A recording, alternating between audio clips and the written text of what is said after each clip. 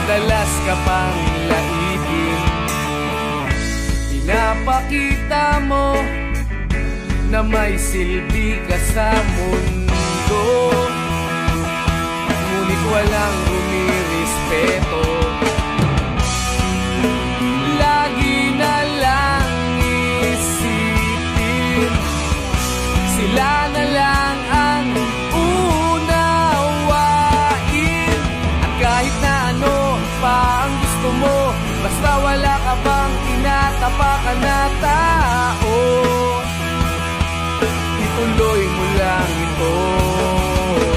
Ang mahalaga, ikaw ay masaya. Huwag mong intindihin ang sasabihin ng iba. Sila ang may problema.